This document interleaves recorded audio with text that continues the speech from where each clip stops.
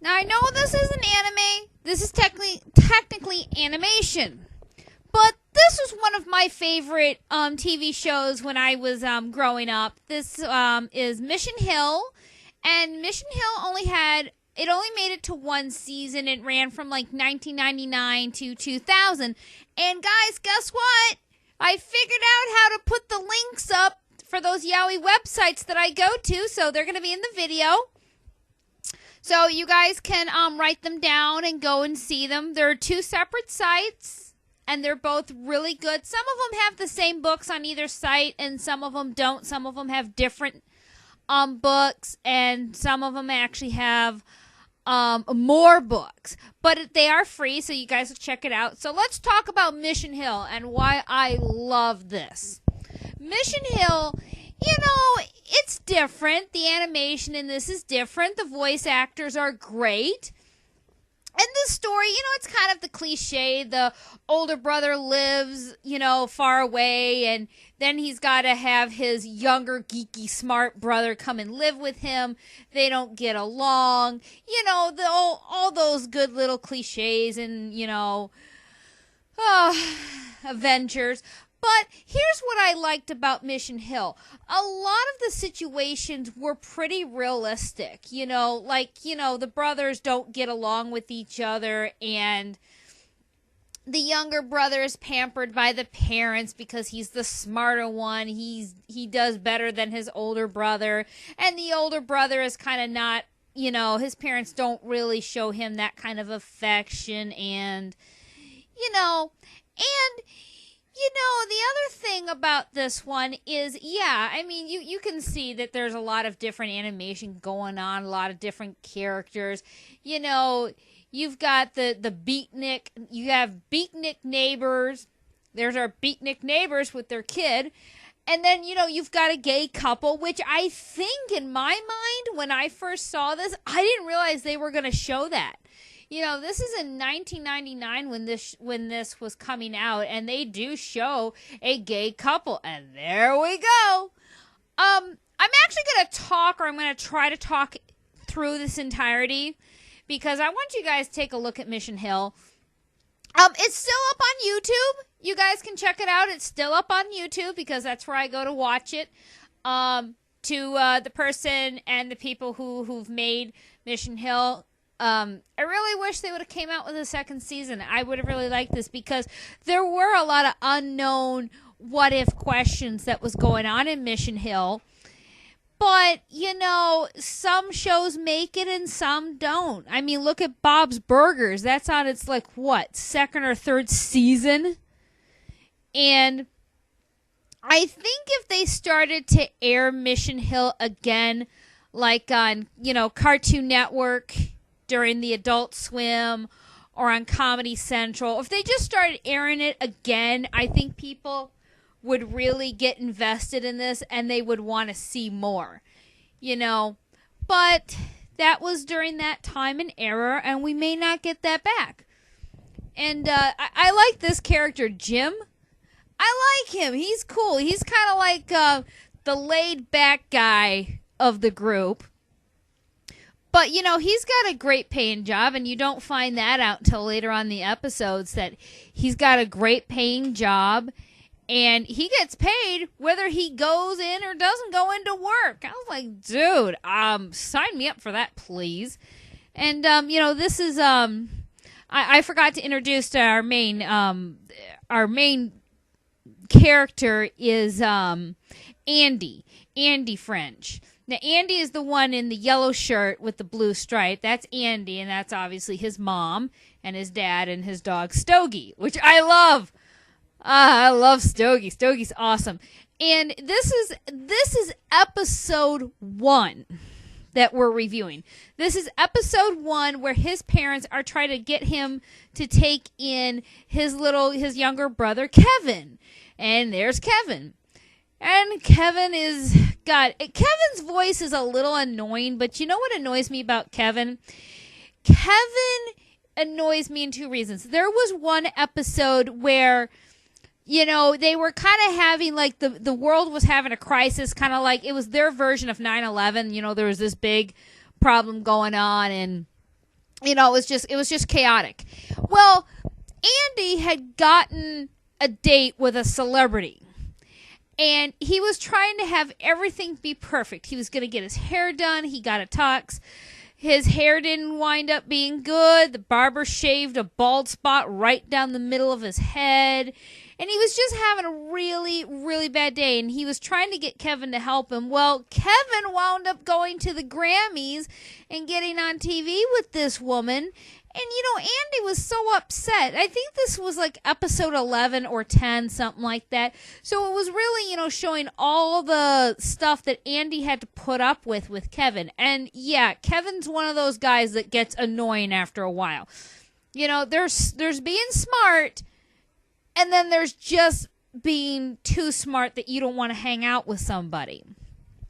And Kevin was one of those characters, but Kevin's character is the one where no matter what he does, he's always going to come on top, no matter what. And, Andy, who just lives life the way it comes to him. And there they go. They don't get along. I'm going to say this for a nerd. Kevin can fight pretty good. I mean, I'm just going to say that. They can fight pretty good. But, in this episode, it was kind of interesting because, Kevin starts trying to be more like his brother.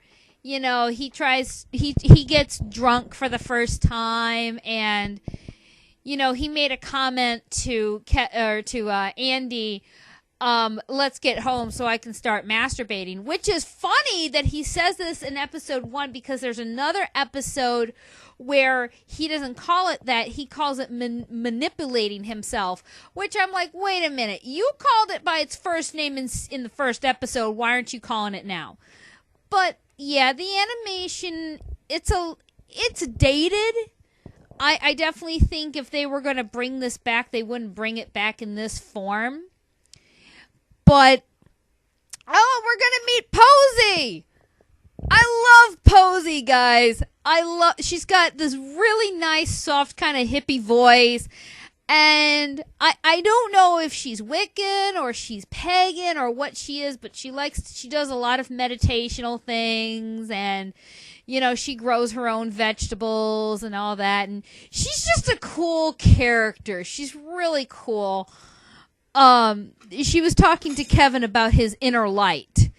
And it's very interesting, and she looks at the dog and she says, but there's some evil forces stirring in him. Okay, so the dog is evil. Good to know. And, this is obviously Kevin's first day of school, so, yeah, we got all the stereotypes here. Every single stereotype you can think of is in this. And, it's not Family Guy funny. Like I said, this came out in, 1999. It ran from 1999 to 2000. So it's different. It's interesting. So, Kevin meets his one friend, Toby. This is Toby. Toby's the fat kid. There's got to be one fat kid. And, so, they kick it off really nice, and they become quick friends. And then we meet his Asian friend, George. You got to have one. We all know we had that one cool guy. So he meets George, and they start talking about, their imaginary girlfriends and all this and all that. And I'm not sure, but I'm pretty sure the principal's, the person that does the principal's voice, I'm pretty sure she also did, I don't know the character she did on Futurama, but just take my word for it. There's a lot of voices from Futurama in here. I just can't think of the voice actor's name. It's not John Bernard, but I can't pronunciate his name, guys. I'm sorry. But it's not John. It's not them. It's somebody else, and I can't think of the name. But, excuse me. I had a little yawn there, and I didn't want to do that on mic. But I like the little dots they use for the coffee. You'll notice that there's just little things that they do in this. It's like, well, couldn't you've done something better for the steam? Yeah, but that's kind of cool. I don't know about you, but sometimes little things like that are cool. Why is there a hook back there? I'd never noticed that before. Like I said, I noticed stuff like Kevin's T-shirt is the shirt he got for his ATT scores, I think it was. I don't know, guys. It was his SAT. That's what it was. Those were his SAT scores that he got on his shirt. So, there, I'm not that stupid. I remembered something. But, guys, believe it or not, a lot of times when I'm putting together videos, whether I'm putting together, like when I was putting together my growl video and all that, believe it or not, I actually have this playing in the background. When I'm trying to put certain footage in certain spots, I've got Mission Hill playing because I love Mission Hill. And yes, I actually am planning to buy Mission Hill. Like I said, they only made it to one season. That to me is kind of sad, but obviously it didn't get a lot of praise. It didn't get popular. I'm pretty sure this was also around the same time that, Futurama was playing a lot and all that. But, as I said before, I'll say it again, I really wish they would play this more on, Cartoon Network, Adult Swim. They did it one time. That's how I remember it. And which is funny is I barely remember the first episode, which, like I said, this is the first episode. I remember the one when it's Kevin's birthday. Now, in that one, it's good. I mean, Kevin acts like a prick. His brother's trying to do all this nice stuff for him, and he's picking apart and acting like, a brat. But, I mean, yeah, is he smart? Yeah, but he overthinks things. Just because you sneak into a bar it's not going to damage your chances of going to a good college. That's the running joke here with Kevin. Everything that he's afraid to do, he's afraid it's going to affect his abilities of going to college, which he wants to go to Yale University. Now, at times it's funny, but at other times I'm like, okay, this is getting old real quick. And, they do argue. Like brothers do. They do argue. And here's the other thing, guys. Since Kevin lives with Andy, Andy's got to do all the stuff that his parents would do. So, yeah, there's an episode where Andy has to go to a parent-teacher conference, and my thing on that is, here's the problem with that. If that's the case, if Andy is going to a parent-teacher conference, then that means he's got custody over Kevin. They don't let anybody in those unless it's a guardian or the actual parent. So this means that Andy is a guardian over his annoying little brother. And, we don't know their ages. We don't know if Andy is, 25 or 30. But what we do know is that Kevin is 17 because hi, guys. Well, Jace, put a robe on for God's sakes. Forgot about that. Well, at least they're decent enough to wear pants. Got them some that just won't do that. And in front of a girl, no less. Oh, poor Posey. But, I got distracted. Oh, Posey. Girl, you rock. They made a comment, or Andy made a comment to Kevin when he said, honestly, Kevin, you're 17 years old. How are you ever going to meet girls if you're constantly learning? So, there's that. And Andy, the other thing I like with Andy is he's trying to do two things. He works at a waterbed store, but he also wants to be a cartoonist. So, making like those little cartoons you see in like newspapers and stuff and, selling them. And there was one episode kind of tugged at my heartstrings where he was trying and nothing was working for him. And he was kind of falling into a very depressive state. And he took a promotion from his boss, but that turned out to be bad. He was, staying out all night. He was, being with like hookers and stuff, and he just wasn't good. And his friends all band together and told him, "Hey, you can't be doing this. You got to get a hold of yourself. You got to have a better life." And his friend Jim got him a job, a very high-paying job in the art department where Jim works. And I was like, oh, that was so sweet. And what was sweet about that episode is at first Andy didn't get the job because of one guy that was so, one of those snooty kind of guys. And Jim winds up firing the guy that was hired instead of Andy, and then winds up firing the guy that hired him. So then Jim basically said to Andy, "You got the job." And he's like, Andy's like, "I thought I didn't get the job." And Jim says, "There must have been a crossed wire," which tells me, hey, Jim's a great guy considering he did that for his friend. Now, that's what I love. I love that I don't care what kind of cartoon it is, whether it's Futurama, American Dad, Mission Hill, or Family Guy. I love it when a character can take a realistic situation and turn it around to help somebody else that, you could say, I would do that. Yeah, I'd do that in real life. And here, they're having a house party. Why, I don't know. They're just having a party. And Kevin, well, obviously, at this point, is 16 years old. This was before his birthday party. He's drinking underage. Now, this is the only time where he is not concerned about his chances going to Yale, because he wanted to, quote, be like his big brother. So he's obviously drinking underage. So that to me said a lot of things, that Kevin was willing to try to be like his brother, which obviously you should never try to be like anybody else but yourself. And Kevin did learn that lesson, but, obviously he got real drunk and he had a hangover the next day, but at least he learned his lessons. Guess what? We're going to have those dots again. We're going to have those dots. Guess where they're going to be? Yeah, there we go. There we go.